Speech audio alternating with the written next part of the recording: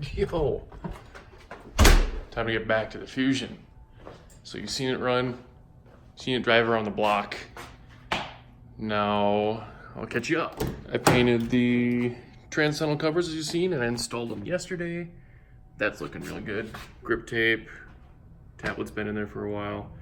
Interior, besides, you know, more seats and stuff, is pretty much done. So now what I gotta do is get this thing back in the air and start building an exhaust. And it just so happened that my pieces for that system are right here. Competition cat back for a 2015 and up Mustang.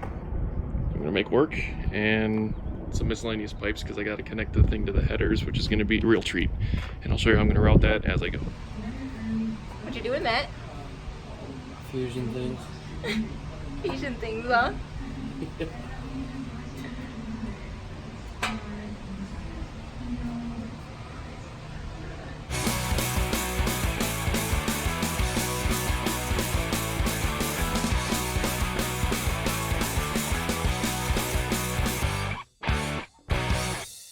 Okay, so I'm back from Seattle, and I had my bass tuned since Thursday. It's now Sunday.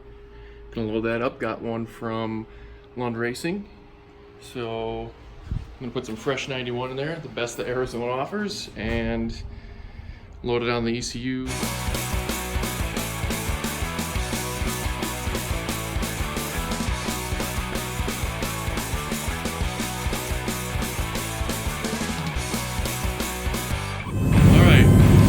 Not sure if you heard me, but got the tune loaded, let it idle, let it warm up, and made sure it's data logging all properly before I go get it on the ground and actually do real data logging.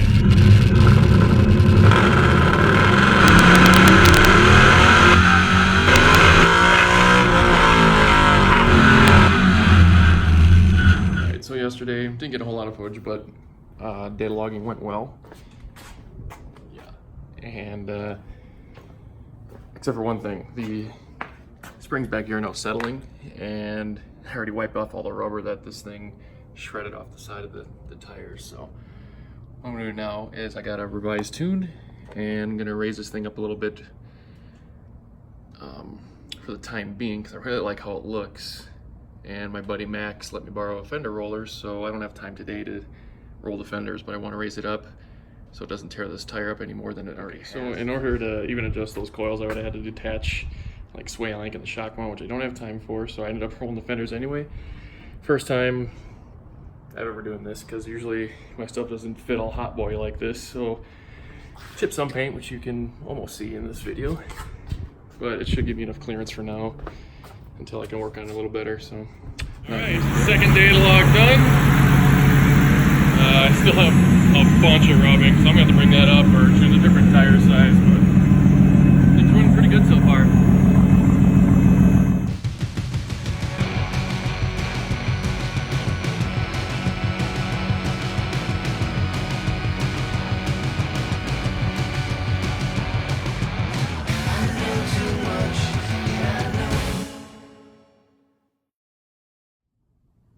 Okay, so data logging has been done, tune is finalized, so now I got to, I actually already made the strut tower, like big sandwich tops I'm putting to better relieve this situation.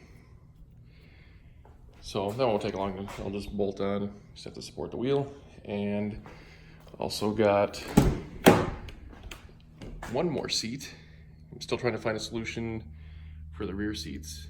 And speaking of that, I got material for the bulkhead and the seat brackets down there by the creeper. So it's coming along. And I also got spacers or inserts for the subframe. Sure, you guys, Mustang guys have seen these to kind of lock out the rubber bushing a little easier than swapping the bushings out for solids or polyurethane. And I got to raise this up a little bit because we're rubbing real bad on the logs.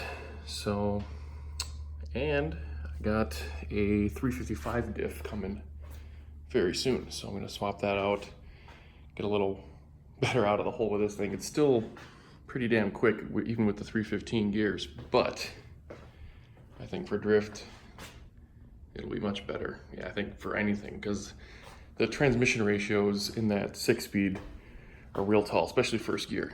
And then second, third, and fourth is 1-to-1, but second and third are super similar to what's in the 3650 and the Fox. And that has a 373 rear end, and I kind of like where that puts the RPMs in most tracks.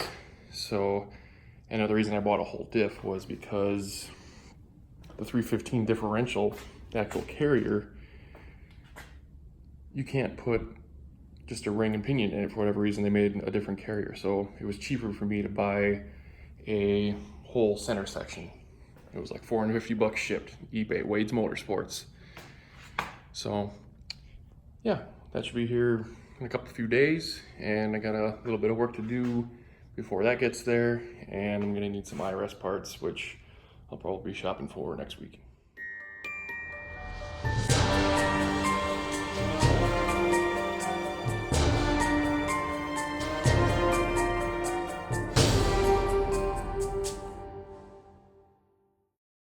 After a few quick measurements, this is what I've come up with so far. So fortunate enough that not everyone's going to be as tall as my ass. Devin from GSK Fab had to build some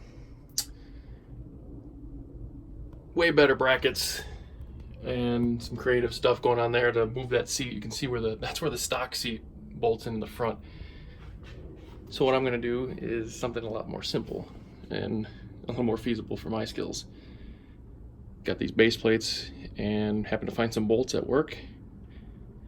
And so the next step is to make a brace across there out of the same material so that I can bolt the submarine belt somewhere back here. And these happen to be wide enough to drill holes into here, so it'll be really simple, and I'm really grateful for that.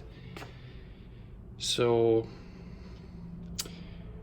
yeah, that's what I'm gonna do. So next step is to make a piece for the center and then tack weld it, and then I can lay the pattern for the actual seat brackets, because I'm sure these things aren't perfectly square. They have to bolt through the fabric, and this probably isn't perfectly square.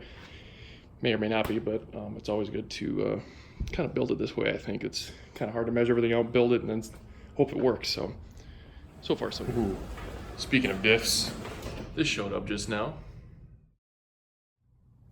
So there it is, my 355 diff. You can see, it says right there, L for locker. Haven't decided if I want to weld this diff yet. Experience says I should. I'm gonna measure this ID. I'm fairly certain that the aluminum cases have, this is probably from an auto car, so I'm thinking the ID is the same as the ID yoke as the V6 one. So I'm gonna measure that quick with the caliper, go back and look at my notes, so hopefully I can just swap it in without having to swap the yokes. And after a little arts and crafts session, I got my template for the bulkhead kind of mapped out. Fortunately, there's a few holes here, same with the other side, and up top I can use some clips or screws and probably just seal it with some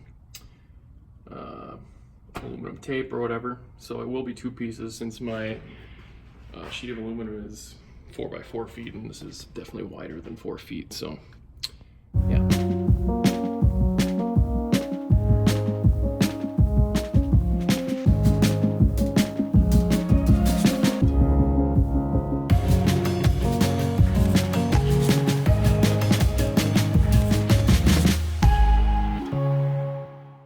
Templates, made these two little guys.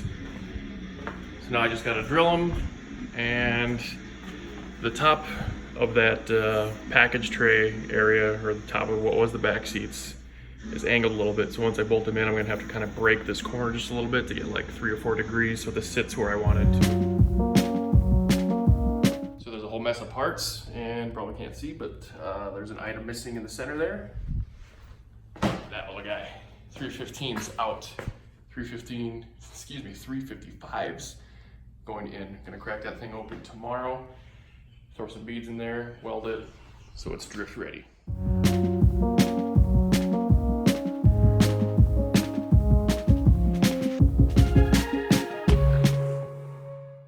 355 is back in there as of yesterday, and I've got the suspension to put back together today. I'm gonna wrap that up because I have a few goodies from J&M. Got the vertical links, pretty much your standard, you know, S550 rear end upgrades. I also did BMR's diff bushing inserts, which is, I feel like it's kind of cheating because there's bushings in, you know, the subframe and the bushings for the differential. And, you know, the traditional way is to, you know, get the Sawzall out and blast those things out of there, replace them with some poly ones. Well, I don't know if it's just a Mustang thing or how Ford designed the bushings, but there's inserts that basically go inside of like the shell of the bushing to keep anything from moving, and it's super easy to install. So that's what's going on. I'm hoping to, well, I will get this done in pretty much no time, and that means it needs an alignment. The fronts need an alignment for a while, and I'm looking to do some cookers in it pretty soon. So stick around for that. Upload it, but I'm working on the rear bulkhead, but that's not my question. Is if any of you interneters know of really small adult racing seats that can fit back here. I tried fitting that seat back there, and like the front of it came up to about here. Whole bunch of legroom, right? So, I mean, obviously don't plan on having a lot of tall people back here, but if you guys know any leads as to which ones would be a good fit, let me know. Bunch